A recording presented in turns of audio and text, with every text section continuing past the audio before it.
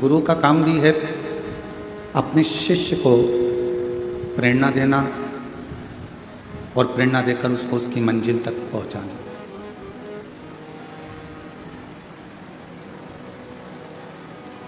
शिव महापुराण का भी यही कार्य है कि जितने भी शिव को मानने वाले हैं, भगवान शंकर की अविरल भक्ति को जानने वाले हैं, शिव कथा को श्रवण करने वाले हैं, भगवान शंकर की पवित्र कथा का लाभ लेने वाले हैं, वो इस कथा के माध्यम से थोड़ी सी प्रेरणा लेकर भगवान शिव की शरणागति तक पहुँचे।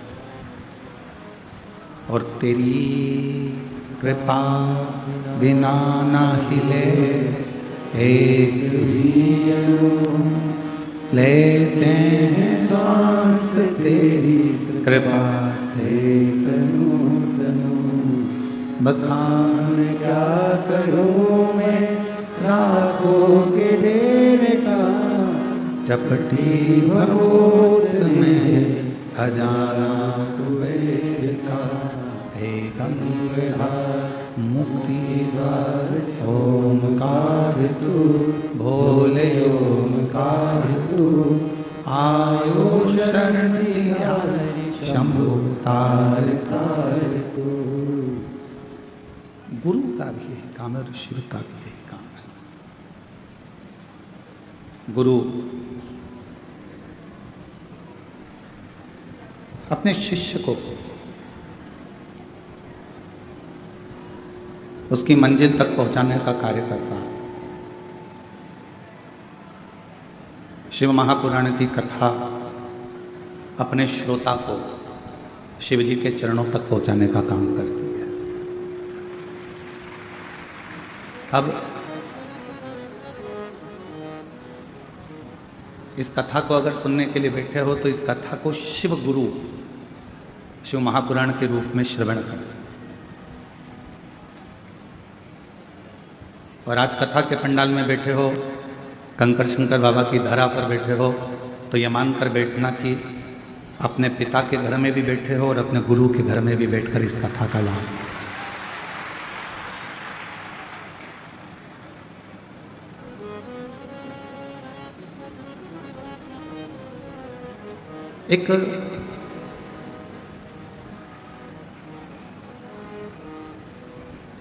एक बार नंदी के मन में एक प्रश्न जागृत हो गया। जैसे देवराज नाम के ब्राह्मण के मन में प्रश्न आ गया था और नंदी पर बैठकर देवराज नाम का ब्राह्मण, उसके प्राण छूट चुके थे और वह नंदी पर बैठकर जा रहा था। नंदी पर बैठकर जाते जाते उसके मन में, देवराज के मन में एक प्रश्न जागृत हो गया था।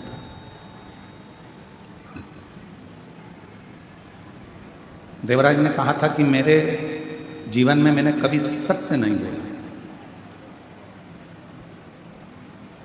मेरे जीवन में मैंने कोई पुण्य का कार्य नहीं करा।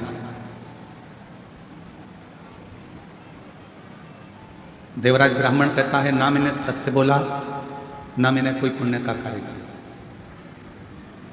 और ना मैंने कोई वेद पढ़ा, ना कोई पुराण पढ़ी, ना कोई शास्त्र पढ़ा, और ना ही मैंने अपनी पूरी जिंदगी में कोई तीर्थ करा। मैंने कोई तीर्थ भी नहीं करा।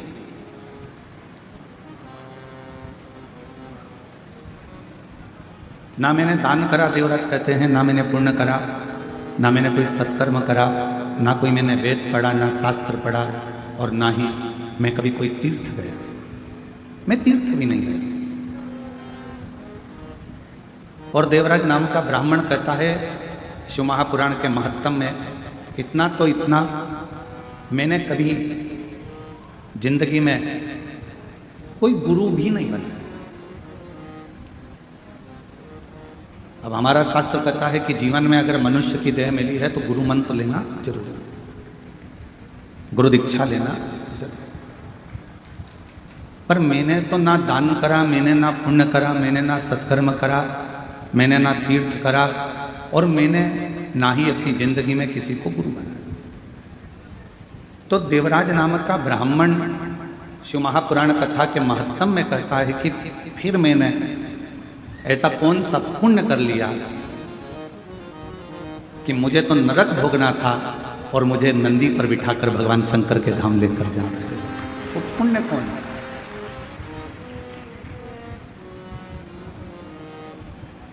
अब दुनिया के लोगों को लगता है कि ये शिव महापुराण के 24,000 श्लोक हैं, शिव महापुराण की 12 संहिता हैं, शिव महापुराण के करोड़ों करोड़ों शब्द हैं। ये दुनिया की दृष्टि में केवल इनको शब्द माना गया है, दुनिया की दृष्टि में इनको श्लोक माना गया है, दुनिया की दृष्टि में इसको अध्याय, खंड, स्कंद माना। पर शिव महापुराण की कथा कहती है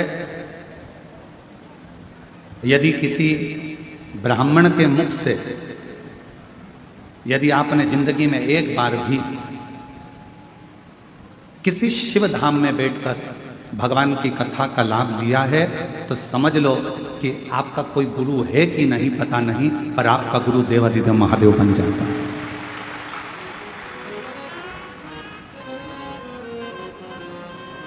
आपका गुरु शिव है।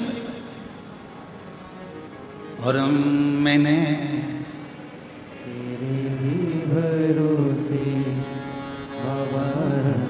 तेरे ही भरोसे हवा विच उड़ती जावांगी, बाबा डोल हटो छठी नाम कटी जावांगी। भोले मैं तेरी बदन शंभु मैं तेरी बदन हवा विच उड़ती जावांगी, बाबा डोल हटो छठी नाम कटी जावांगी। भोले मैं तेरी बदन शिव को गुरु माना। आपने भी अपनी जिंदगी में कभी शिव महापुराण की कथा को जब से आप सुन रहे हैं, धारण कर रहे हैं, शिव नाम, पंचाक्षर मंत्र नमः शिवाय, षडाक्षर मंत्र ओम नमः शिवाय या श्री शिवाय नमस्तुभ्यम का जाप कर रहे हैं, शिव महापुराण की कथा को यदि आप श्रवण कर रहे हैं तो ये मान कर रखना आपका कोई गुरु है नहीं है, पर आपने अपनी जिंदगी में एक गुरु बना लिया, वो शिव है, शंकर है, और वो निभाता है।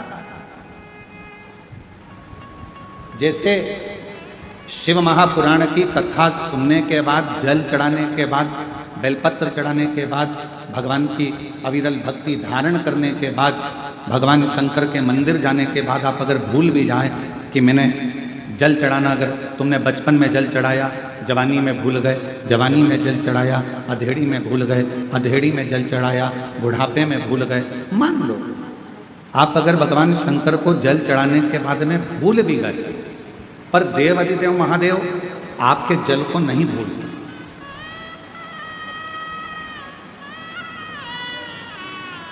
तुम चढ़ाए हो 1 लोटा, वो चढ़ा रहा है 1000 लोटा।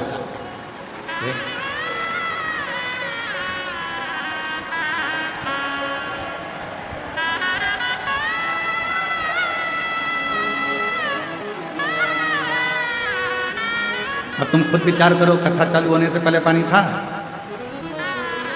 कथा चालू होना है 1 बजे और 1 बजे से ही ऐसे तैसे ही बाबा की कृपा। तुम लोगों ने जो कुबेरेश्वर बाबा को अंदर जाके 1 लोटा चढ़ाया है तो वो भी तो कृपा कर 2 लोटा चढ़ा ही रहा है।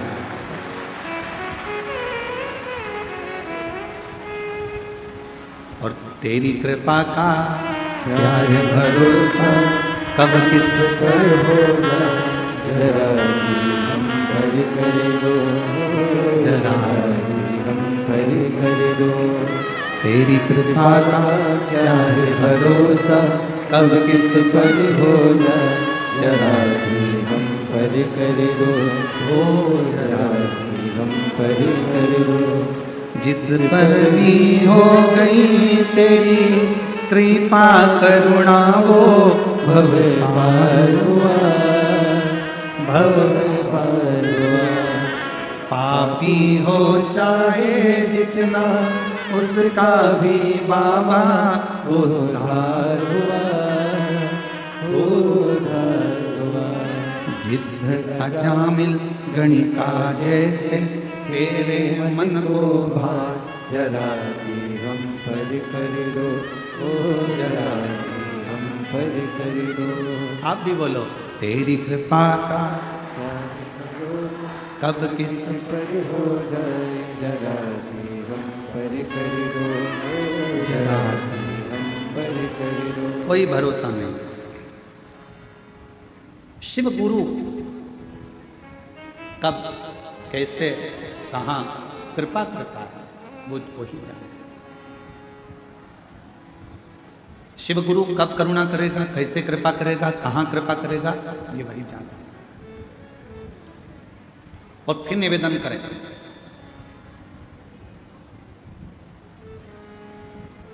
हमारे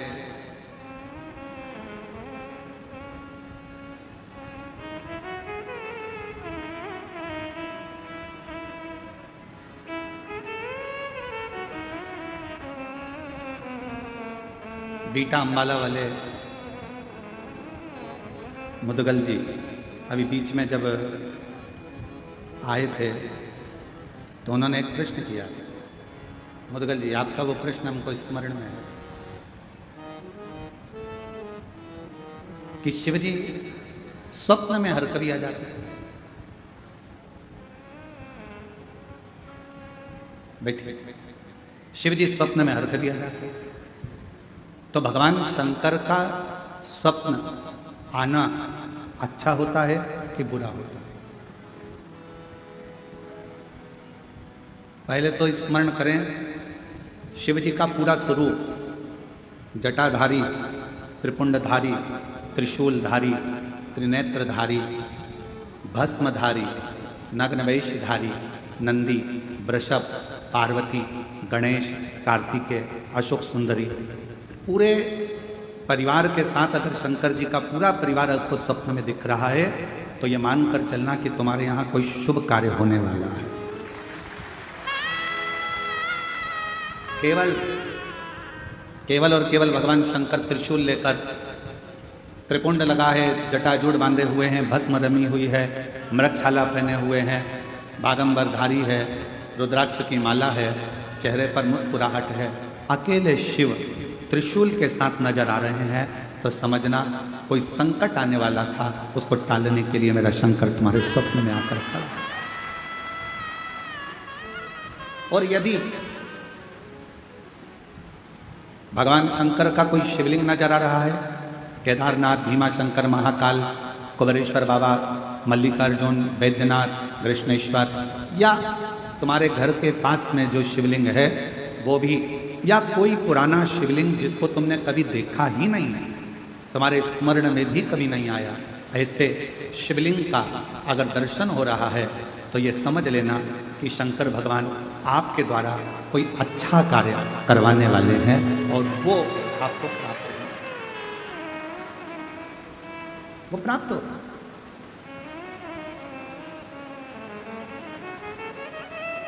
शिवजी कोई श्रेष्ठ कार्य, जितने लोग गीले हो रहे हैं छाते में, मेरा निवेदन, फिर निवेदन करूं आपको, आप लोगों की अविरल भक्ति को मैं नमन करता हूं कि इतना पानी में भी आप लोग खड़े हुए हैं। आपसे निवेदन है, अगर कहीं धर्मशाला साइड में बन रही है धर्मशाला, वहाँ जगह हो तो वहाँ, और अगर छाते हैं तो हम मना नहीं करेंगे, आप लगाओ, आराम से सुनो, ये आप लोगों की अविरल भक्ति है। पर जहाँ जहाँ जगह मिले वैसा वैसा आप बैठ कर कथा का लाभ करो। पंडाल बहुत लगे हैं, 1 2 3 4 5 6 7, ऐसे 7-8 पंडाल हैं। जहाँ जहाँ आप लोगों को जगह मिलती जाए वहाँ बैठकर आप लोग लाभ ले सकते हैं। शिव कथा कर रहे हैं।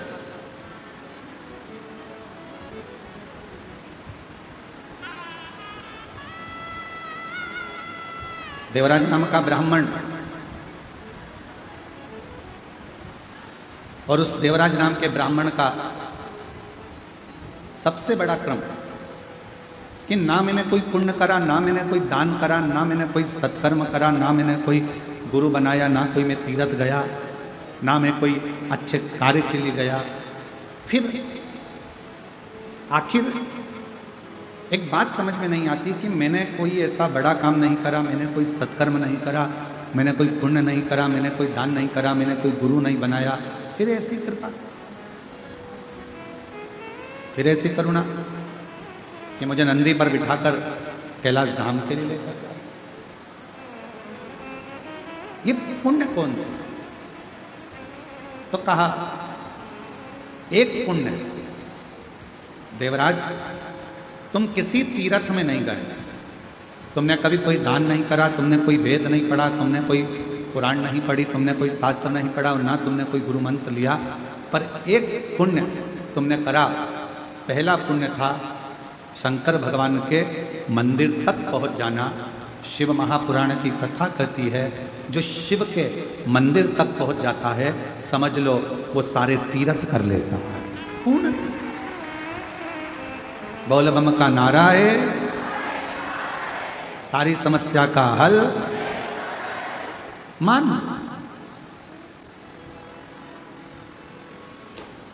यदि कोई शिव मंदिर तक पहुंच गया तो समझ लो उसने सारे तीर्थ कर लिए। और मान लो देवराज नाम के ब्राह्मण से स्वयं नंदी कर,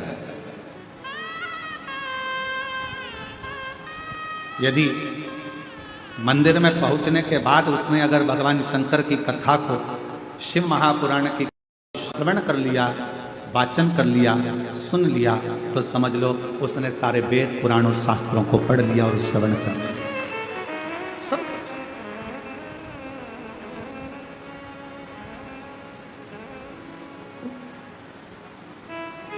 उसने श्रवण भी कर लिया, पढ़ भी लिया। और एक बात और स्मरण करो, मान लो उसने कोई गुरु दीक्षा, कोई गुरु मंत्र नहीं लिया, शिव महापुराण की कथा में पहुंचकर, शिवालय में पहुंचकर भगवान शंकर का पंचाक्षर मंत्र नमः शिवाय, षडाक्षर मंत्र ओम नमः शिवाय, श्री शिवाय नमस्तुभ्यम अगर धारण कर लिया तो समझ लो शिव ने ही उसको गुरु मंत्र भी प्रदान कर दिया। शिव ने, भगवान शंकर ने।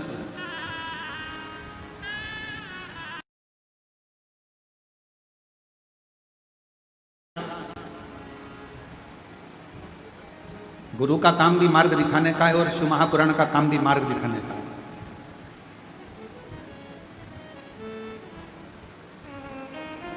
और ये पुराण 24,000 श्लोक, 12 खंड, 12 संहिताएं, करोड़ों शब्द, ये हमें मार्ग प्रशस्त करते हैं। मार्ग, हाँ, गुरु भी परीक्षा लेता है और शिव महापुराण की कथा भी परीक्षा लेता है, शंकर भी परीक्षा लेता है।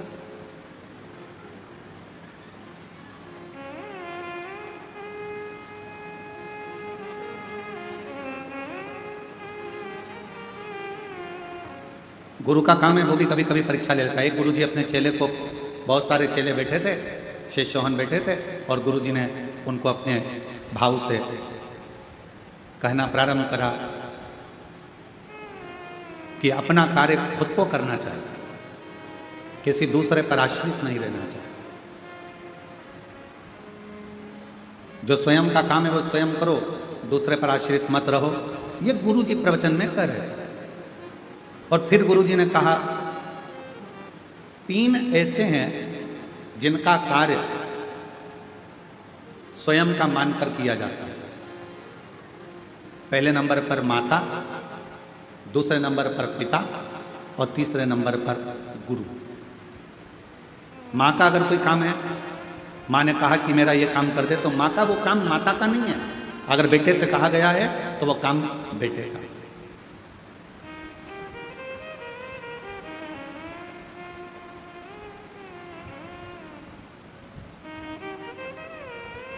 चार साल पहले सूरत वाले सोमानी जी कथा करवाए थे हॉल के अंदर। क्या है सोमानी जी, उस समय पर खटिया पर हम बैठे थे तो आपसे बात कर रहे थे, तो एक प्रसंग आपके मुख से निकला था कि हमारी माता, तो भाभी जी बोली थी हमारी सास और हमारे ससुर का नेचर ऐसा था, वो अपना काम भी स्वयं करना पसंद करते थे और रसोई घर से जितने लोग आ जाते थे उनको खिलाकर प्रसन्न होना पसंद करते थे। हमें वो संवाद भी याद है आपका, वो बोला हुआ। और वही शिव महापुराण की, गुरु शिव महापुराण की कथा कर रही है, व्यक्ति को अपना कार्य खुद करना चाहिए, पर 3 का काम उनका नहीं होता। 3 का काम, अगर माँ का कोई काम है, माँ ने कहा कि बेटा मेरा ये काम कर दो, तो माँ का वो काम केवल माँ का नहीं है, बेटे का फर्ज है माँ का कार्य करे, तो वो काम केवल माँ का नहीं होता, वो काम अपना खुद का होगा। पिता ने कहा बेटा मेरे लिए ये सामान ला दे या मेरा ये काम कर दे, वो काम पिता का नहीं होता, वो काम स्वयं बेटे का होता है। और गुरु ने अगर कोई काम कह दिया तो वो काम गुरु का नहीं होता, शिष्य का खुद का होता है, वो गुरु का नहीं, स्वयं शिष्य का। और कोई ये ना कहे कि ये गुरु जी का काम है। गुरु पूर्णिमा के अवसर पर अगर आप कथा में आए हो, खड़े होकर भोजन परोस रहे हो, रोटी बेल रहे हो, सब्जी बना रहे हो, आलू काट रहे हो, सब्जियां काट रहे हो, सेवा कर रहे हो, पानी पिला रहे हो, किसी को नाश्ता करा रहे हो, यह मत सोचना कि यह काम तो गुरु जी का है, गुरु जी का है, गुरु जी का है। सब श्री शिवाय नमस्तुभ्यम बोलने वाला एक एक बच्चा शंकर जी का चेला है, शिव जी का शिष्य है। और ये कुबरेश्वर धाम की गुरु पूर्णिमा की कथा गुरु जी की नहीं, एक एक बच्चे की और एक एक व्यक्ति की है जो शंकर को भजता है, शिव का तत्व। माँ का काम केवल माँ का नहीं है। माँ ने कह दिया बेटा मेरे कपड़ों को वहां डाल दे, माँ ने कह दिया मेरे कपड़े धो दे, माँ ने कह दिया मेरा एक काम कर दे, माँ मेरा काम ये कर दे, वो माँ का काम नहीं। शिव महापुराण की कथा कहती है गुरु अपने शिष्य से कह रहे थे, जितने शिष्य बैठे थे सबको कह रहे थे अपना काम स्वयं करना चाहिए, पर 3 का काम अपना खुद का होता है। पहला माँ का काम अपना खुद का है, पिता कोई काम बताए वो अपना खुद का है, और गुरु अगर कोई भूल से भी तुमको काम बता दे तो अपना खुद का है, उसको करना चाहिए, उसको बोलना नहीं चाहिए, स्वयं करे। हमारे यहाँ अगर कोई कार्य होता है और कोई चीज़ का पता लगाना होता है कि भाई ऐसा ऐसा काम है, हम इंदौर में सूचना चंदन सोनी जी को कह देते हैं, चंदन भैया जरा पता करना है जरा, भाई चंदन सोनी जी, तो चंदन सोनी जी दुकान को छोड़ देते और पहले काम कर पहले फ़ोन लगाएंगे, बात करेंगे, ये करेंगे वो करेंगे, और पहले मालूम करेंगे कि हाँ ये कार्य है, इसको फोन सूचना मिल जाए कि बस धाम से कि ये काम है। और ऐसे कई शिव भक्त, बाबा के ऐसे कई भक्त हैं जो निरंतर सेवा में तल्लीन हैं। तो शिव पुराण कह रहे, माता का काम अपना है, पिता का काम अपना है, गुरु का काम अपना, स्वयं का काम स्वयं को करना चाहिए। ये गुरुजी प्रवचन में कह रहे थे। अब गुरुजी ने प्रवचन दिया, सारे शिष्यों ने श्रवण करा, बहुत सारे शिष्य बैठे थे, सबने उस बात को ग्रहण किया। अब ग्रहण करने के बाद गुरुजी ने मन में सोचा कि अब इन लोगों ने ग्रहण तो कर लिया, चलो आज अपने को एक यजमान के घर में भोजन प्रसाद ग्रहण करना, भोजन ले चलो, सारे के सारे गुरुजी के साथ में चल।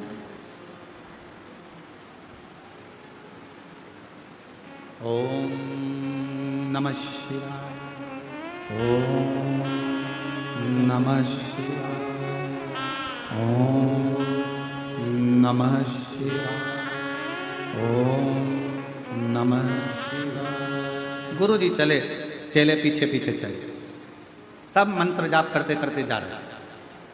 अब गुरु जी ने प्रवचन दिया था अपना कार्य अपने को करना चाहिए। चलते चलते एक बड़ा सा गटर आ गया, नाला, और बड़ा सा गटर आया, नाला आया, और गुरुजी उस सारे चेले नाले को, गटर को लांग गए। गुरुजी भी लांग रहे थे। लांगते से ही उनके पांव की जो चप्पल थी, खड़ाऊ थी, वो गटर में, नाले में गिरी। हर हर। अब वो चप्पल गिर गई, खड़ाऊ गिर गई गटर में, नाले में, और गुरुजी चिल्ला कर बोले, अरे मेरी खड़ाऊ, मेरी पादुका नाले में चली गई, गटर में चली गई। जितने चेले थे सब लोग तैयारी करने लगे। कोई कहने लगा एक काम करो, सफाई कर्मी को बुला के लाओ। गांव में गया, एक सफाई वाले को बुलाने गया, दूसरा डंडा लेने गया, तीसरा चिमटा लेने गया, चौथा कुछ लेने गया। सब यहां वहां भटक रहे। 15 मिनट हो गए, कोई खड़ा उन्हें निकाला। एक शिष्य सबको देख रहा था, गुरुजी को प्रणाम करा, गटर में उसने सोया, गटर में हाथ डाला, खड़ाऊ को निकालने लगा, पर खड़ाऊ उसके हाथ में नहीं। खड़ाऊ उसके हाथ में नहीं, पादुका उसके हाथ में नहीं।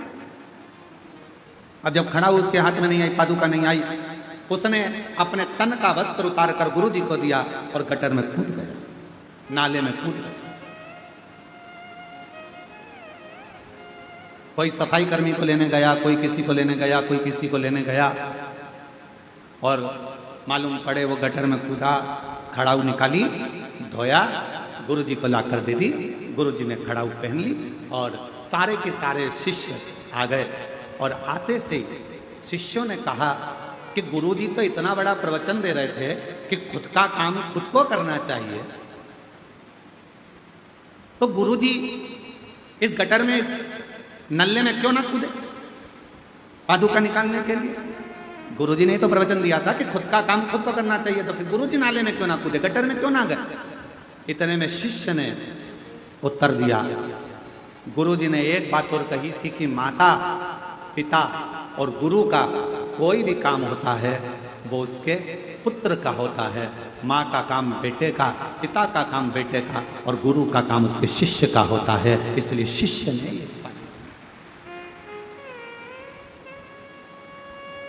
चल दिया, फिर चल दिया। ओम नमः शिवाय, ओम नमः शिवाय, ओम नमः शिवाय, ओम नमः शिवाय। फिर चल।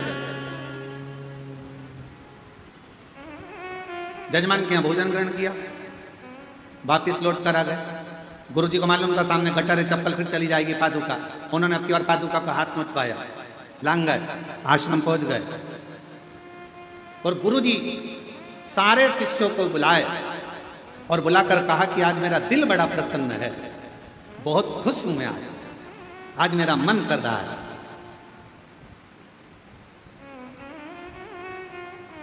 जिस शिष्य ने गटर में से मेरी पादुका निकाली है, मेरा मन करता है आज मैं उसे कुछ दूं। सारे चेले सुन्न हो गए। बताओ, अपने को क्या मालूम था, अपन निकाल देते, अपने को कुछ मिल जाता। सारे चेले बड़े, आज मेरा मन कर रहा है कि मैं गटर में से इसने मेरी पादुका निकाली है, मैं कुछ दूं। सबने ताली बजा दी, हाँ साहब गुरुजी देना चाहिए, देना चाहिए। और गुरुजी ने कहा, बेटा तूने मेरी पादुका गटर में से निकाली है, मेरी ये पादुका तू रख। शिष्य पादुका, बहुत सावधानी से कथा सुनिएगा। गुरु शिव पुराण कथा चल रही है। शिव गुरु, गुरुजी ने पादुका उस चेले को दे दी। चेला पादुका को सिर पे लगाकर अपने कक्ष में ले गया। जितने स्टूडेंट थे, जितने शिष्य थे, सारे के सारे शिष्य उसको चिढ़ाने लगे। जो चप्पल गुरु के काम की नहीं थी वो चप्पल तुझे दे, जो पादुका गटर में गिर गई थी वो पादुका गुरुजी नहीं पहनता इसलिए तुझे दे दी।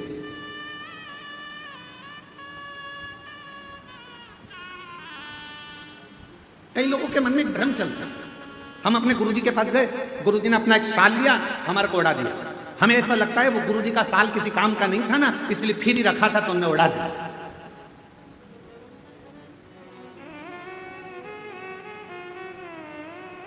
अब कौन समझाए,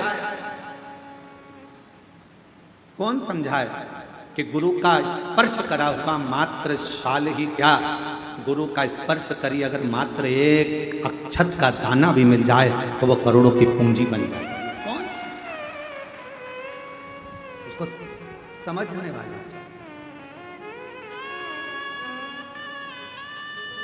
और मैंने तेरे ही भरोसे बाबा, तेरे ही भरोसे हवा विच उड़ती जवानी बाबा, डोर छड़ी नाम कटी जवानी। कौन सा? एक चावल का दाना भी अगर शिव गुरु का मिल जाए, शंकर का मिल जाए, कोई सतगुरु का मिल जाए, तो वह हमारी जिंदगी को सवार दे। एक चावल। अब लोगों की दृष्टि में क्या है? फालतू का साल पड़ा होगा, गुरु जी ने उठा के दे दिया।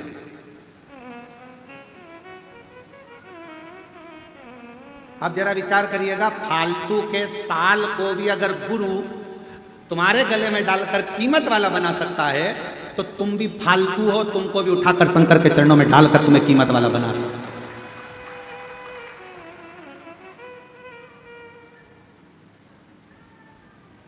तुम भी ये सोचो ना कि हम भी, हो सकता है कि हमारे जीवन में ना जाने कितना पाप कर्म किया हो, कितना गलत कर्म किया हो, क्या क्या करा हो, हम भी अपने जीवन में हो सकता है ऐसे कि हमारी मंजिल तक नहीं पहुंच पा रहे, हम भी फालतू होंगे उस समय पर। हमारे पास में भी कोई कार्य नहीं होगा, तो हमारा गुरु, कोई शिव गुरु ऐसा मिलेगा कि हमको भी परमात्मा की शरणागति तक, शुभ कार्य तक पहुंचा सकता, अच्छी जगह तक पहुंचा सकता।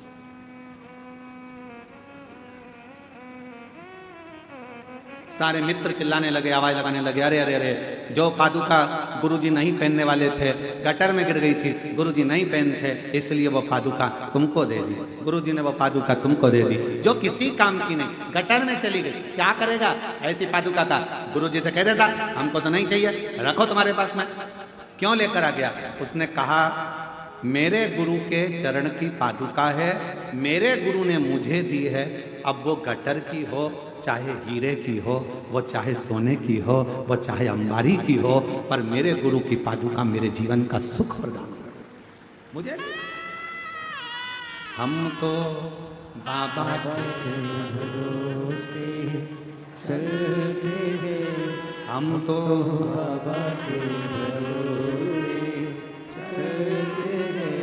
ये दुनिया वाले चलते हैं, ये दुनिया वाले चलते हैं, डमरू वाले के भरोसे चलते हैं, ओ घड़दानी के भरोसे चलते हैं, सिंहोर वाले के भरोसे चलते हैं, सिंहोर वाले के भरोसे चलते हैं, काशी वाले के भरोसे चलते हैं, डमरू वाले के भरोसे चलते हैं। हम उसके आश्रित।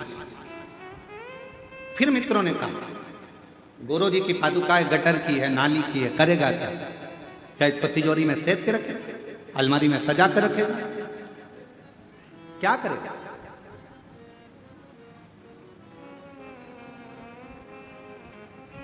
और शिव पुराण कहती है बाबा तेरे चरणों की गर धूल जो मिल जाए, सच कहता हूं मेरे कुबरेश्वर बाबा, मेरी जिंदगी सवर जाए। सच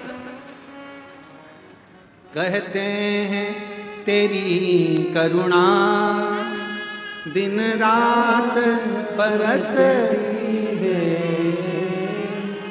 कहते हैं तेरी करुणा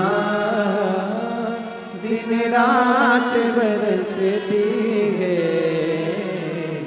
एक बूंद जो मिल जाए, एक बूंद जो मिल जाए, मन कलियां खिल जाए, भोले तेरे चरणों की कर धूल जो मिल जाए, बाबा तेरे चरणों की घर धूल जो मिल जाए, सच कहता हूँ बाबा, सच कहता हूँ गुरुदेव, किस्मत ही बदल जाए बाबा तेरे चरणों कई किस्मत।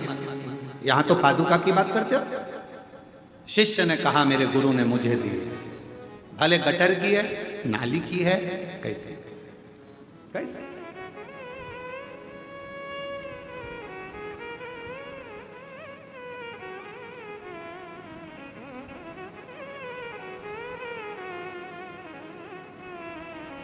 दंडवत करिए कभी आपने, जम के बोलो जरा,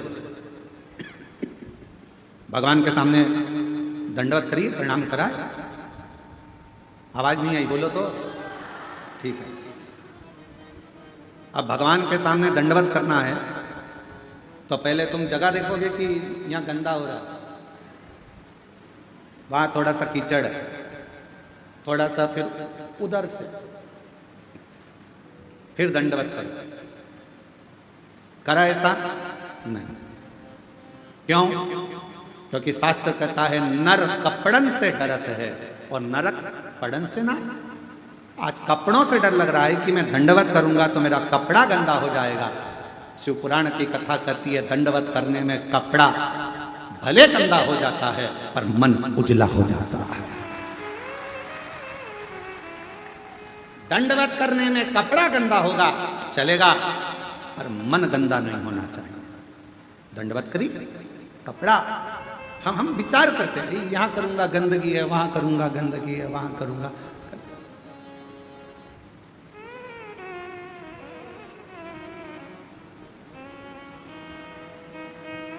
कितना सुंदर कहा है, सावधानी पूर्वक सुनिएगा।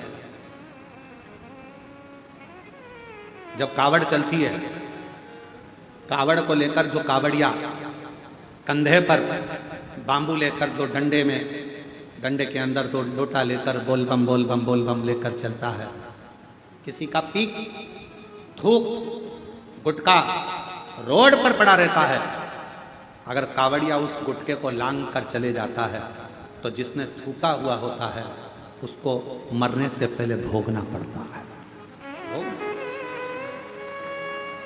कावड़ जाने वाले रास्ते पर, कावड़िया जिस मार्ग से जाते हैं, कावड़िया जिस रास्ते से निकलते हैं, कावड़ जिस मार्ग से निकलती है, उस मार्ग को कई लोग अपने घर के दरवाजे पर भी अगर गंदगी है तो पानी डालकर साफ कर देते हैं कि कोई कावड़िया निकल कर जाएगा, शिव के लिए जल लेकर जा रहा है, शंकर को दिल से चढ़ा रहा है। हम नहीं जा सकते पर अपने मार्ग को स्वच्छ तो बना सकते। और कितनी सुंदर बात कही, स्वयं माता पार्वती जी ने तुमरुका जी से प्रश्न किया था कि कावड़ सावन के महीने में क्यों भराती है? क्या कावड़ शिवरात्रि पर नहीं भरा सकती, 12 महीने नहीं भरा सकती, श्रावण के महीने में ही क्यों भराती है? क्योंकि भगवान तुमरुका जी ने कहा संसार में रहने वाला चाहे पशु हो, पक्षी हो, जलचर हो, चाहे मनुष्य हो, वो पृथ्वी पर गंदगी कर देता है। बारिश का पानी सावन में जब गिरता रहता है तो रोड मार्ग स्वच्छ होता रहता है, तो जिसने अगर कुछ गंदगी करी भी है तो उसको दोष नहीं लगता और कावड़ियां निकलता है। श्रावण में कावड़ की महत्वता क्यों? क्या माघ महीने में कावड़ नहीं भर सकते? क्या बैसाख महीने में कावड़ नहीं भर सकते? क्या हम ज्येष्ठा महीने में नहीं भर सकते, कार्तिक में नहीं भर सकते, भादों में नहीं भर सकते, केवल श्रावण का महीना कावड़? उसका कारण केवल इतना सा है, जल वृष्टि होती रहती है, धूलवश कोई थूक कर चले गया, वो पानी से साफ हो जाता है, तो जिसने थूका उसको दोष नहीं लगता है। कावड़िया के चलने से पाप उत्पन्न नहीं होता, इसलिए श्रावण के महीने में ही कावड़ को भरा जाता है। ये शिव की उदारता, शंकर की करुणा।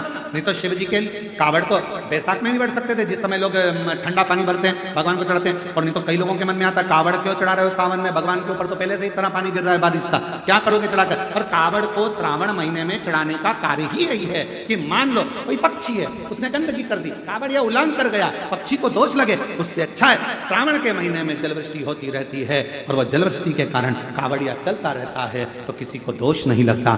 बाबा के धाम पर जाकर अविरल जल को समर्पित करता है तो सुख का अनुभव करता है, सुख का।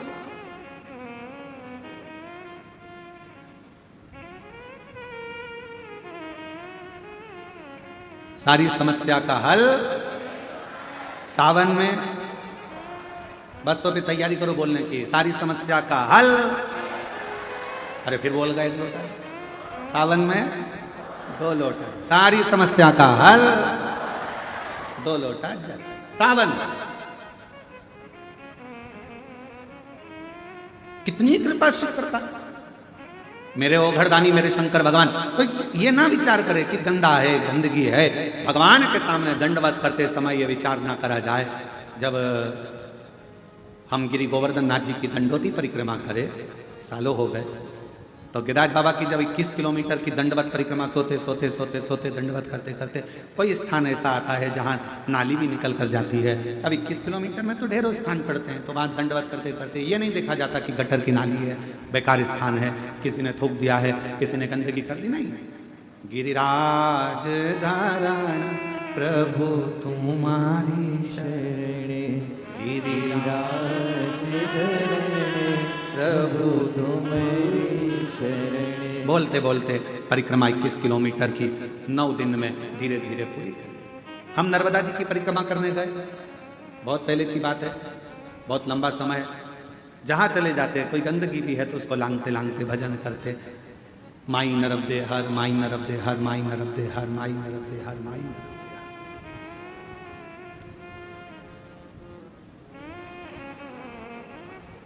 तदीय पाद पंकजम नमामि देवी, माई नर्मदे हर, माई नर्मदे हर, बोलते बोलते चले।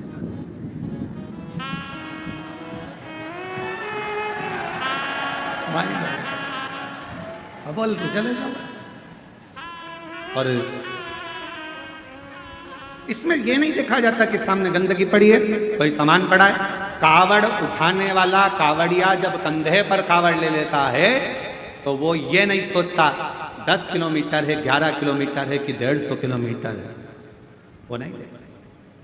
पिछले वर्ष सीहोर कुबरेश्वर धाम पर अमरावती से भी आगे से 350 से 400 किलोमीटर दूर से पैदल चलकर लोग कावड़ लेकर आते, और अभी फिर आ रहे। इस वर्ष सागर, मध्य प्रदेश के सागर से आगे नर्मदा जी है, लगभग वहां से पड़ेगा यहाँ तक 322 किलोमीटर दूर से लोग पैदल चलकर कावड़ लेकर आ रहे।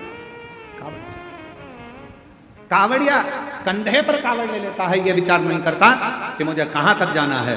कावड़ उसने ली है, चिंता भोलेनाथ को करना है, कब मंजिल तक पहुंचाना है ये उसके ऊपर तो चल रहा।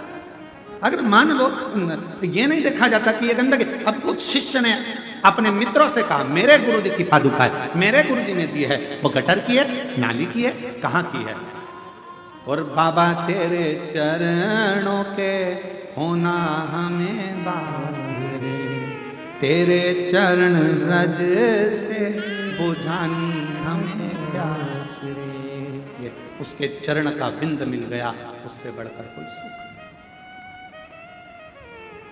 पादुका रख ली, शिष्य चढ़ाने लगे, समय बीत गया, शिष्य लोग अपने अपने घर चले गए, ये भी पादुका लेकर गया। पादुका ले जाने से पहले इसने घर के अंदर बंदरबार बांधी, मेरे गुरु की पादुका आई है। पास में उसके मित्र रहते थे, उसके घर के माता पिता को कह दिया तुम्हारा लड़का पागल हो गया, गुरुजी ने जिस पादुका को गटर में गिरा दिया था वो गुरुजी पादुका खुद नहीं पहने, इसको दे दी, और वो पादुका तुम्हारा लड़का लाया है। उसने लाकर उस पादुका को एक श्रेष्ठ जगह पर पूजन के लिए रख लिया। बस रोज पादुका का पूजन करता। समय निकलता गया, 6 महीना, 8 महीना, 1.5 साल, 2 साल निकले, उसका ज्ञान बढ़ता गया, विद्वत्ता बढ़ती गई, वैभव बढ़ता गया। जब गुरु कृपा करता है तो फिर वैभव के साथ में धन देना प्रारंभ कर देता है। पहले तपाएगा, गुरु का काम, मेरे शंकर भगवान का कार्य, मेरे शिव तपाएंगे, गुरु तपाएगा। अरे जाओ भगवान के भरोसे रहो, करो मेहनत थोड़ी करो, अरे मैं तो हार गया। कितना सुंदर कहा है। रामकृष्ण परमहंस जी ने स्वामी विवेकानंद जी को जब हारते हुए देखा, रामकृष्ण परमहंस जी ने जब स्वामी विवेकानंद को देखा कि इसका हृदय थोड़ा कछवट रहा है, थोड़ा टूट रहा है, अंदर से स्वामी विवेकानंद जी थोड़े से टूटते हुए दिखे, तो गुरु ने सोचा कि ये टूटे ना। रामकृष्ण परमहंस जी स्वामी विवेकानंद जी का हाथ पकड़कर समुद्र के तट पर ले गए। और रामकृष्ण परमहंस जी ने समुद्र के तट पर स्वामी विवेकानंद जी को बिठाया। थोड़ी देर में एक मछुआरा मछली पकड़कर जाल लेकर आया, बहुत सारी मछली। गुरु जी ने कहा, देखो स्वामी विवेकानंद, इसमें 3 तरह की मछली है। पहली जो सोच रही है कि अब मैं मरूंगी, दूसरी निकलने का प्रयास कर रही है पर थोड़ी देर में वो हार जाती है, और तीसरी मछली बार बार निकलने का प्रयास कर रही है। इसमें 3 मछलियां हैं। बोलो स्वामी विवेकानंद, इनमें से कौन सी मछली जाल में से निकल जाएगी? बताओ।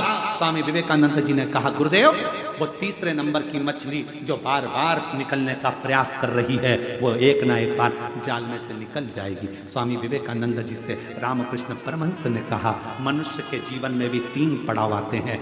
दुख के समय में पहले नंबर की मछली की तरह मनुष्य होता है, हिम्मत हार जाता है, मेरा ये काम नहीं होगा, मेरा दुख कभी समाप्त नहीं होगा, मेरी तकलीफ नहीं मिटेगी, मुझे लगता है भगवान ने मेरी किस्मत में औलाद दी नहीं, मुझे ऐसा लगता है भगवान ने मेरी किस्मत में दुख ही दुख दिया है। हिम्मत हार कर बैठ जाता है, वो पहले नंबर की मछली है। दूसरे नंबर का स्वामी विवेकानंद, ये दूसरे नंबर की मछली वो है जो एक मनुष्य हिम्मत करता है, मैं आगे बढ़ूंगा, मैं आगे बढ़ूंगा, पर थोड़ी सी दूर चलने के बाद फिर लोग कह देते तेरा काम नहीं होगा, मुश्किल है, हिम्मत हार कर बैठ जाता है। थोड़ा तो बढ़ता है, फिर हिम्मत हार कर बैठ जाता है। ये दूसरे नंबर की मछली है। और तीसरे नंबर की मछली वो होती है, एक बार हिम्मत हारी, फिर बढ़ूंगी, फिर बढ़ूंगी, फिर बढ़ूंगी, मरते दम तक बढ़ने का प्रयास करूंगी तो एक न एक दिन चाल से निकल जाऊंगी।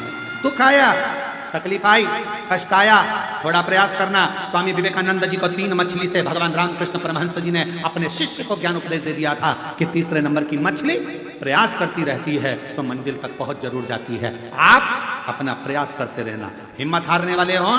सेकंड नंबर के जो लोग होते हैं, दूसरे नंबर की मछली जो होती है, लोगों ने कुछ कहा, हिम्मत हार गए, किसी ने ताना दिया, हिम्मत हार गए, किसी ने कुछ कहा, हिम्मत हार गए, कहने लगे कहने वाले, आग लगे बस्ती में अपन रहो मस्ती में। किसी ने निंदा कर दी, बुराई कर दी, मन दुख गया, आज के बाद मैं ये काम नहीं करूंगा, आज के बाद ऐसा करूंगा ही नहीं। अरे अभी थोड़ा करा है, आगे चलकर 4 गुना और करो, क्योंकि तुम्हें हिम्मत नहीं, तुम्हें हिम्मत नहीं आ रहा है। निंदा करने वाला निंदा करेगा, बुराई करने वाला बुराई करेगा, अपशब्द कहने वाला अपशब्द लिखेगा सोशल मीडिया में, अन्य जगह पर। उसका काम केवल एक है, तुम्हारे भीतर के विल पावर को तोड़ना, तुम्हारे भीतर के विश्वास को तोड़ना, तुम्हारे भीतर के विल पावर को, तुम्हारी मजबूती को तोड़ने के लिए लोग दिन भर सोशल मीडिया हो, अपशब्द लिखने से बाज नहीं आते और अपशब्द बोलने से बाज नहीं आते, पर भीतर से मजबूत रहना कि तुम शंकर के शिष्य हो, टूटने वाले नहीं।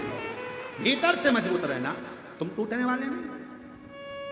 ये मेरे शंकर का एक शब्द अपने भीतर उतार कर रखना कि 3 मछलियां रामकृष्ण परमहंस जी ने स्वामी विवेकानंद जी को दिखाई थी। पहली जो हिम्मत हार गई, मर गई, दूसरी आगे बढ़ी, फिर ठंडी होकर बैठ गई, और तीसरी बार बार प्रयास करती रही। 1 बार नहीं होगा, 2 बार नहीं होगा, 3 बार नहीं होगा। ये 11 जजमान बने हैं। 11 जजमान खड़े हो तो जरा, 11 जजमान खड़े हो जाए। ये 11 जजमान बने। अब इनसे कोई पूछा जाए कि तुम जजमान पद लेने के लिए प्रयासरत थे? ये 11 जजमान कई बार सोच चुके, हम जजमान बनेंगे, हम जजमान बनेंगे, हम जजमान बनेंगे, और आज बाबा ने यहाँ कुबेरेश्वर धाम में यजमान बनाकर बिठा दिया। बैठिए, प्रणाम करता हूँ। आज बाबा कुबेर भंडारी ने, विराजिए, बैठ, कुबेर भंडारी ने यजमान पद ग्रहण कराकर बिठा दिया। आपने हिम्मत हार ली, भगवान हमें तो दे ही नहीं रहा, भगवान हम पर तो कृपा कर ही नहीं रहा। करो अपना कर्म, अपनी मेहनत, अपनी लगन, और शंकर पर किया गया भरोसा एक दिन तुम्हें भी यजमान बनाकर बिठाएगा, ये निश्चित है। हिम्मत नहीं हार। हम तो बाबा के भरोसे चलते हैं, हम तो बाबा के भरोसे चलते हैं। और जब हिम्मत करो, एक पत्र है, अच्छा है, देखिए।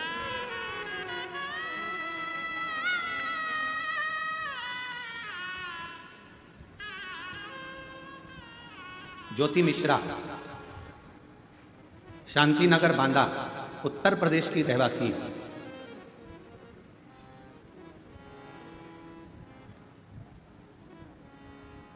गुरु पूर्णिमा से एक कार्य किया जा रहा है। चैनल पर मोबाइल नंबर नहीं दिखाया जाएगा। जो जजमान का पत्र रहेगा उसका मोबाइल नंबर चैनल पर नहीं दिखाया जाएगा। उसका कारण है, मोबाइल नंबर चैनल से कई लोग निकाल लेते हैं और बाद में उन जिनका पत्र है उनको कुछ बोलते हैं, तो इसलिए मोबाइल नंबर दिखाना आज से बंद किया जा रहा है कि चैनल पर पत्र का मोबाइल नंबर नहीं दिखाया जाएगा। ज्योति मिश्रा, शांतिनगर, बांदा, उत्तर प्रदेश। एड्रेस जरूर बताया जाएगा। क्यों? क्योंकि जाओ तो सही, पुरस्कार देकर भेजेंगे। ज्योति मिश्रा, शांतिनगर, बांदा, उत्तर प्रदेश से, और कहीं बैठी हो तो अवश्य आ सकते हैं। गुरुजी, एक लोटे जल का मैं क्या वर्णन करूं, मेरे पास शब्द बयान करने के लिए नहीं है। 2022 से कथा सुन रही हूँ, एलईडी पर कथा चल रही है, पत्र चल रहा है, एलईडी पर चल रहा है, आस्था चैनल पर भी चल रहा है। 2022 से कथा सुन रही हूँ। बहू को एक पुत्री थी, उसके बाद में कोई संतान का सुख नहीं आया। डॉक्टरों ने खूब, हमने इलाज भी कराया पर कोई योग नहीं किया। 12 साल निकल गए बेटी के होने के बाद, पर कोई सुख। ऐसे दिन निकलते गए, तब किसी के कहने पर सफेद आंकड़े की जड़ का उपयोग करा, पशुपतिनाथ का व्रत किया, और मेरी बहू बाबा की कृपा से 12 साल के बाद पुत्र रत्न की प्राप्ति हुई। ये शिव की कृपा से। गुरुदेव, ये तो एक छोटी सी बात है, पर सबसे बड़ी बात यह है कि मेरे पेट में एक गांठ हो गई थी, जिस गांठ को बच्चेदानी में डॉक्टर ने हर कुछ बोला था, पर बाबा पे भरोसा कर कर रुद्राक्ष का जल और बेलपत्र खाना प्रारंभ करा, तो आज बाबा की कृपा से मेरी गांठ गल गई। डॉक्टर ने भी कह दिया तुम्हें कोई बीमारी नहीं है। शिव की कृपा से हम प्रणाम करने के लिए एक पत्र और अच्छा देखिए।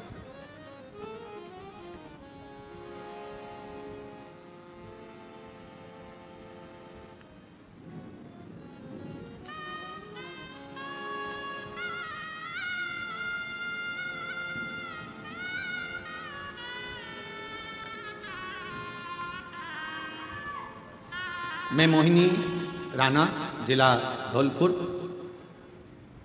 राजस्थान की रहने वाली हूँ।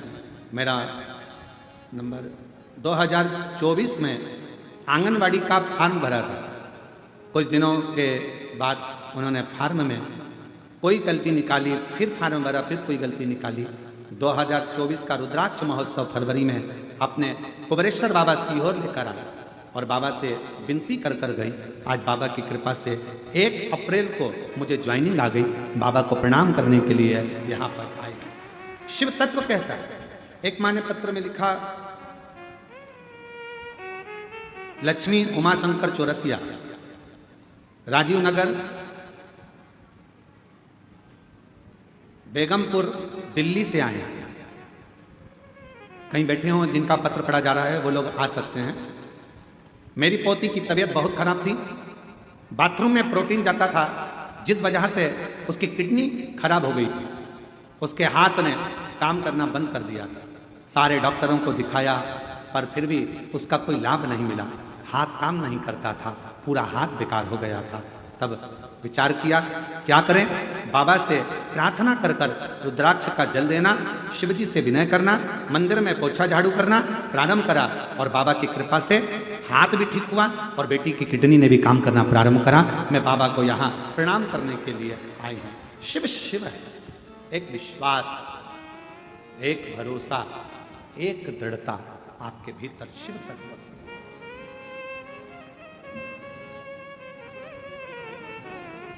एक दृढ़ता अपने भीतर।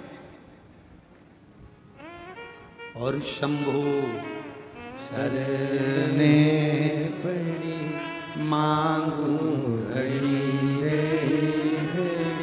दुख काटो दया करी निदर्शन आपो। शंभु शरण पड़ी मांगू घड़ी रे घड़ी दुख काटो दया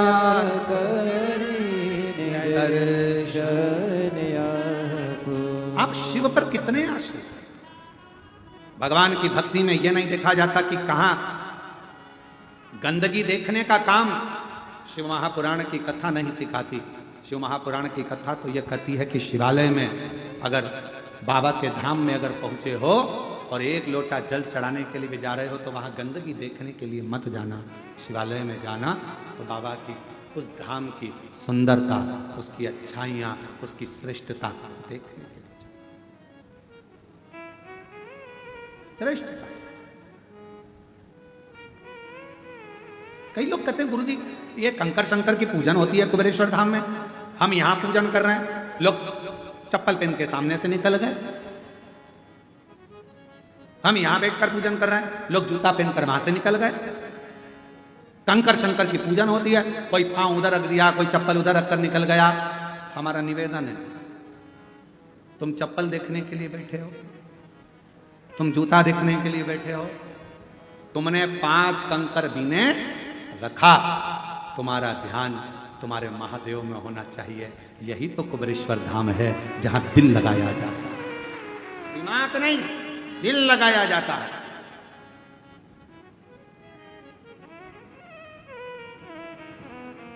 प्रेम प्यार दिल से होता है कि दिमाग से होता है?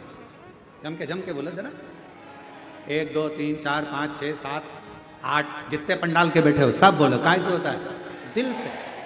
दिमाग से प्यार होता तो सोच लेते, पर आज के जमाने का जो संबंध होता है वो दिमाग से होता है। लड़के वालों के 2 पेट्रोल पंप है, 3 है, ऐसा है, धन है, वैभव है, सत्ता है। पर पहले के समय में ये पेट्रोल पंप गाड़ी बंगला नहीं देखते थे। पहले के समय में देखते थे कि जिसके घर में संबंध हो रहा है वो कितना दिल वाला है, उसका हृदय कैसा है, परिवार कैसा है, कुटुंब कैसा है, रिश्ता कैसा है, ये नहीं देखा। आज के जमाने में तो लोग संबंध भी करते हैं तो ये सोच कर करते हैं, कितना कितना करने का, कितना प्यार भी लोग करते हैं तो ये सोच लेते हैं ये मोबाइल में बैलेंस डलवाएगा कि नहीं डलवाएगा। और अगर मालूम पड़े थोड़ा सा बैलेंस मोबाइल में नहीं डाला या लैपटॉप नहीं दिलाया या कुछ भी नहीं दिलाया तो ब्रेक, हम तो बोले ही नहीं, आवाज वहां से आ रही है ब्रेक का, हम तो बोले ही नहीं है, वहीं से आवाज आ रही है। सब चतुर हो गए, वो सब होशियार है, उसी समय तुरंत कर दिया ब्रेक, संबंध नहीं रखना, खत्म कर। उसने स्विच ऑफ करा, मोबाइल पटका। अब ये दिल से प्रेम नहीं था, ये केवल दिमाग से था कि इससे कुछ प्राप्त करना है, इससे कुछ लेना है। गुरुजी से संबंध कैसा निभे? तो कहा दिल से। गुरुजी के पास जाओ, ये सोचकर मत जाना कि गुरुजी मुझे कुछ देंगे। यहां तक कहा गुरुजी अगर आपको सम्मान भी ना दें तो भी गुरु गुरु है, समझ कर देगा सम्मान भी, और कभी कभी नहीं भी देगा। हो सकता है कि तुझे कुछ और देना हो, वो गुरु ही जान सकता है। गुरु। कई लोग कहते थे गुरुजी हमारे सामने से निकल कर गए, पर गुरुजी ने ना हेलो करा, ना हाय करा और ना बाय करा। क्या करे? तुम किसके लिए आए हो? उस ओघड़दानी के लिए, शंभू के लिए। कई लोग कहते हैं हमने कंकर शंकर की पूजन करी, वहां से कोई जूता पहनकर निकल गया, चप्पल पहन के निकल गया। तो किसके लिए आई थी? शंकर जी के लिए। किसके लिए पहुंची थी? शिव जी के लिए। अगर शिव के लिए आई है तो कंकर में शंकर को देख। सामने से जो जूता पहनकर गया उसका जूता क्यों देखे? क्यों? कितना सुंदर कहा है, जब प्यार हो जाता है, प्रेम हो जाता है तो चांद में भी सूरत नजर आती है। उसी तरह जब प्रेम हो जाए तो कंकर में भी शंकर नजर आता है। शिव शिव वही। और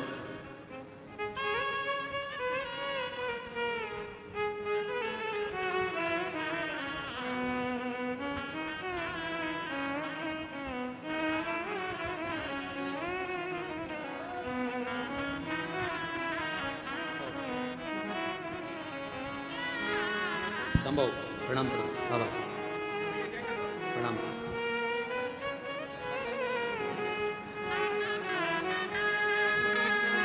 उठो उठो लाल।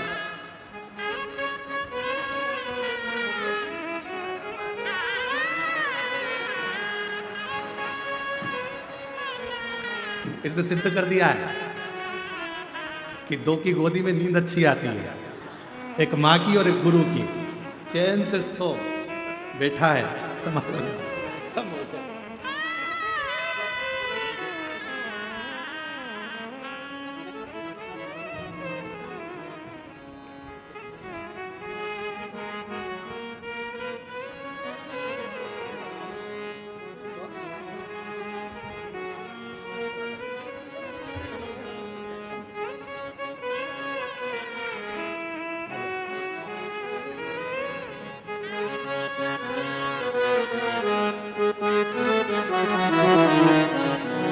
का जॉब लगा, एक बार जोरदार ताली बजाकर स्वागत करिए।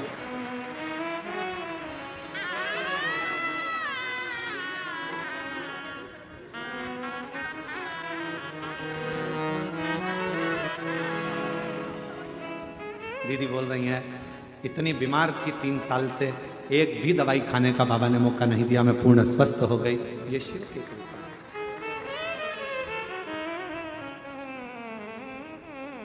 और तेरे डमरू की धुन सुन के मैं काशी नगरी आई हूँ।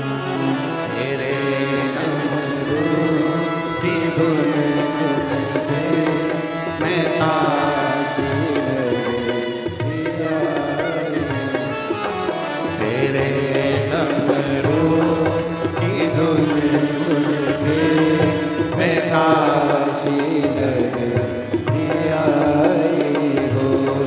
तेरे डमरू की धुन सुन के मैं काशी नगरी आई हूँ। मैं काशी नगरी आई हूँ। मैं काशी नगरी आई हूँ। मैं काशी नगरी आई हूँ। मैं काशी नगरी आई हूँ।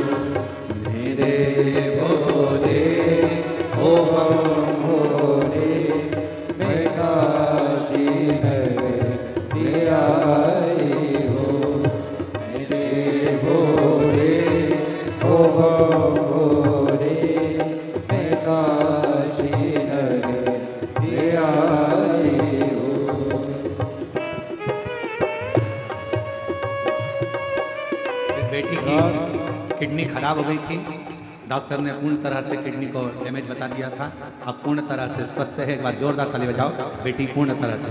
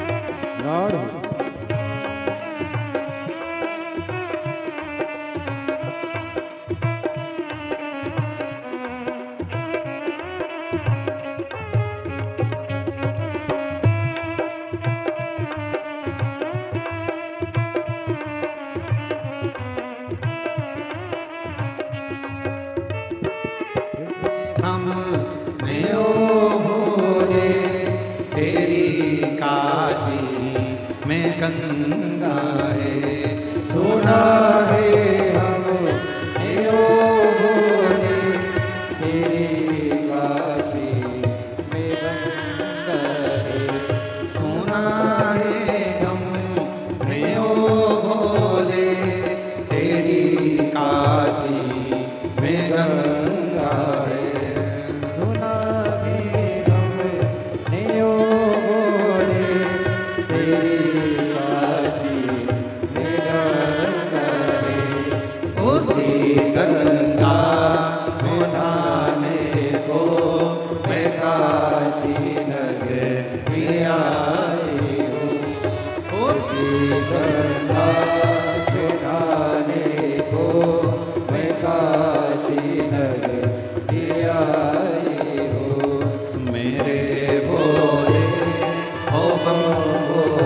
मैं काशी नगरी आई हूँ। मेरे भोले ओ भोले मैं काशी नगरी आई हूँ।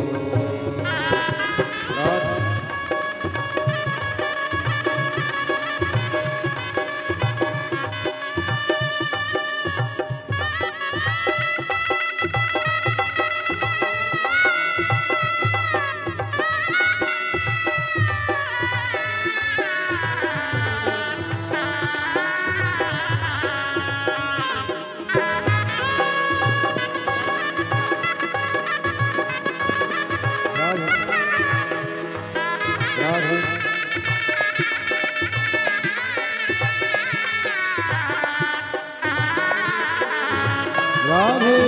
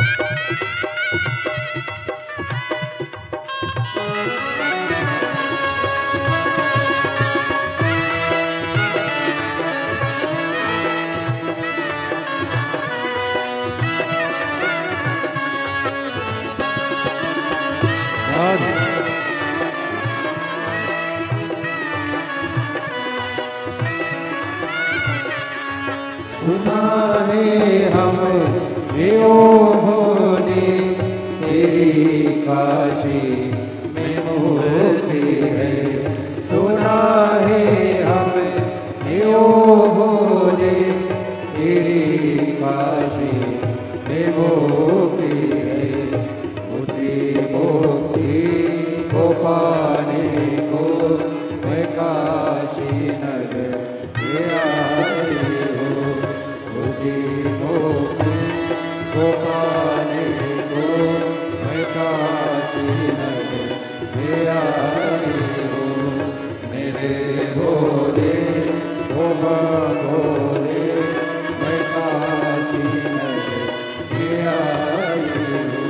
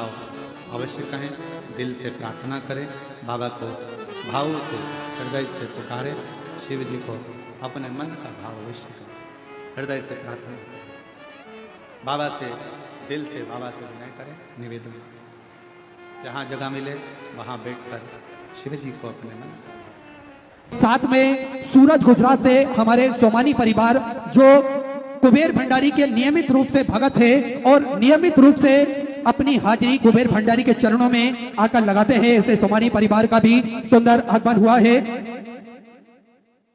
बाबा भोलेनाथ की ये कथा मेरे कुबेर भंडारी ने, मेरे राजा धीराज महाकाल राजा ने निश्चित ही सभी भक्त जो आते हैं इस धरा पर, उन सभी का भंडार तो भरा है, उन सभी को कुछ ना कुछ अवश्य प्रदान करा है। देखिए, हम सभी देखते हैं कंकर के रूप में शंकर को पूजा जाता है कुबेर भंडारी की पावन धरा पर, और वही कंकर को लेकर जब वो भक्त अपने घर की तरफ जाते हैं तो निश्चित ही मेरा कुबेर भंडारी उन सभी का हाथ को पकड़ता है, उन सभी के दुख दर्द को भी दूर कर देता है, क्योंकि इस मृत्यु लोक के राजा हैं मेरे देवादिदेव महादेव कुबेर भंडारी राजा धीराज महाकाल राजा। हम सभी का दुख दर्द को दूर करते हैं, हम सभी उनकी संतान हैं, क्योंकि हम लाखों लोगों के भीतर लाखों परेशानियां हैं, सपने हैं, कठिनाइयां हैं, डर है, मजबूरियां हैं, दुख है, बीमारियां हैं, सुख भी है तो कमजोरियां भी हैं। जिस तरह से हर दर्द की दवा होती है, ठीक इसी तरह से दर्द भरे इस जीवन के लिए प्रार्थना होती है। एक नहीं अनेक नाम है मेरे शंकर भोलेनाथ के, जैसे पूरा ब्रह्मांड जुड़ा हो सिर्फ एक ही जड़ से, क्योंकि काल हरने के लिए महाकाल बन जाते हैं, दुख दर्द के विष को पीकर नीलकंठ कहलाते हैं, मृत्युंजय बनकर मृत्यु पर विजय कराते हैं, डर भय को दूर करने के लिए काल भैरव के रूप में आते हैं, भूत भविष्य वर्तमान पर विजय भूतनाथ ही करवाते हैं। ब्रह्मांड की शुरुआत और अंत यही है, इसलिए देवों के देव महादेव ये कहलाते हैं, महादेव ये कहलाते हैं। और हम सभी को पता है किस प्रकार से मेरे महादेव ने हम सभी का दुख दर्द दूर करा है। एक लोटा जल का महत्व जब से पूज्य गुरुदेव ने हम सभी को बताया है, एक लोटा जल चढ़ाने का नियम जब से हमने अपने जीवन में उतारा है, तब से सारी समस्याओं का निदान भी निकला है, और सारे जो भी दुख दर्द थे वे सारे दुख दर्द भी दूर हुए हैं, क्योंकि अनेकों नाम होते हैं।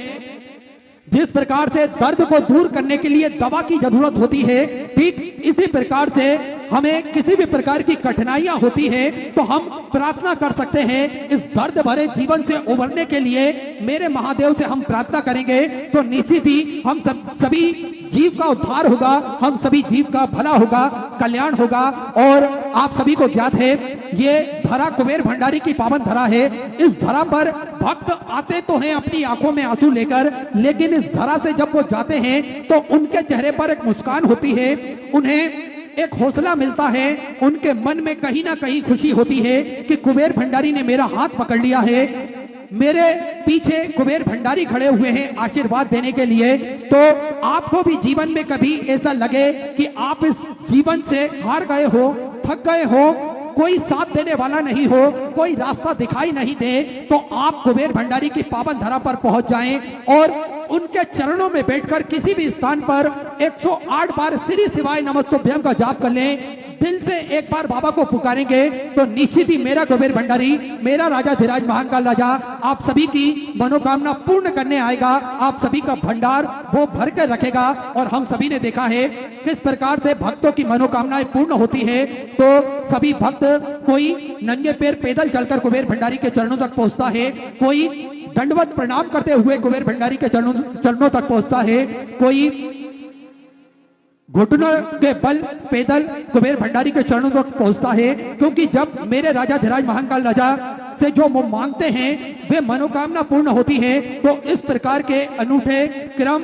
से ही सभी भक्त इस धरा पर पहुंचते हैं। और आप सभी को ज्ञात है इस धरा पर नियमित रूप से सुचारू रूप से सेवा का कार्य प्रतिदिन चलता है, जिसपे चाहे भोजन भंडारा हो या फिर मानव सेवा हो, जीव सेवा हो, ये सारी सेवाएं नियमित रूप से सुचारू रूप से चलती है।